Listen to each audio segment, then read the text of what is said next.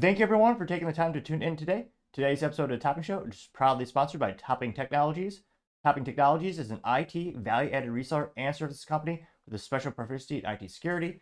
Heck, I see their founder at least twice a day. Guy says quite handsome and brilliant. Tease me, you see that's the joke. If you're an IT leader or a business owner, you can reach out to the team at sales@toppingtechnologies.com. Also trying to get to 4,000 subscribers by the end of the month.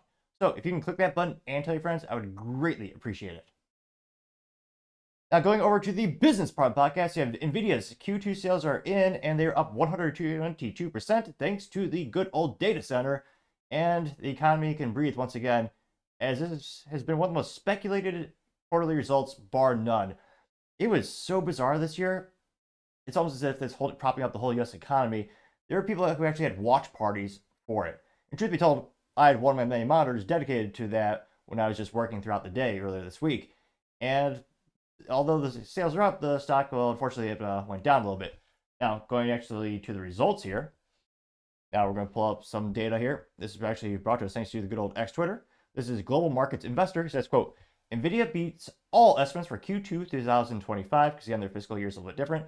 Say, but revenue beat was the smallest in 1.5 years by only 4.8%. Q3 guidance could also have been better. Nvidia sees Q3 sales of 32.5 billion, plus or minus 2% above estimates of 31.91 billion, but below JPM's whisper of 3.25 billion and below the most optimistic 37.9 billion, which is quite a few to say the least. If we scroll in there, we'll see that the data center came in at 26.272 billion. Gaming came in only at 2.88 billion, which makes sense. A lot of the video game consoles are long to the tooth, so to say. They've been over, you just kind of see demand diminish a little bit as the systems have been out for a little bit while longer. Every time there's a system refresh, they usually do a little bit better. Again, another thing Nvidia did that the competitors did was focus on consumer gaming, which is great for Nvidia because they make money on video game consoles. The manufacturers, they don't. Sony loses money on it, Microsoft loses money on it, Nintendo loses money on it. All the video game console manufacturers usually more often than not lose money on the console, but they do make up for it in sales of the accessories and, of course, the software for all the games.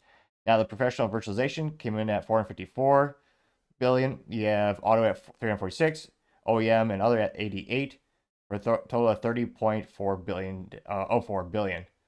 So doing pretty darn good to say the least, especially in this down economy, and everyone's predicting what on earth is going to go this year. Now, going to the article by CNBC, if over there says, quote, Nvidia reports 122% revenue growth on surging demand for data center chips, which, remember, there's no such thing as a cloud. It's just someone else's data center or someone else's computer, which is a glorified fancy warehouse of heating and cooling, electricity, and internet, where you have rack mounts upon rack mounts upon rack mounts of servers. So, might not be in your company's data center, but it's in a data center somewhere. And yep, I mean, for majority of the business, they say, quote, however, they say Nvidia reported earnings after the bell that beat Wall Street expectations and provided stronger than expected guidance for its current quarter. They've been the primary benefactor behind the ongoing investment in artificial intelligence boom, which, yeah, here you can see one of those ginormous. I believe that's going to be, is he holding up the thing next to the Blackwell chip? I can see the founder Jensen over there. Now they say stock dipped, unfortunately. So now, actually, shoot, let's bring up the stock right now. And this week actually went down about 6%. I mean, granted, the market cap is still about $3 trillion. So it's not like the stock is crashing. Let's see here, though. Yeah, well, 120.39. Granted, by the time this video is rendered and uploaded, it'll be different. That's what the stock market does. But yeah, they so in the past month, it's still up 12.56%. So again, not terrible there. Earnings per share came in at 68 cents adjusted versus the 64 cents that were expected. Again, revenue was 30.04 billion versus the 28.7 billion expected.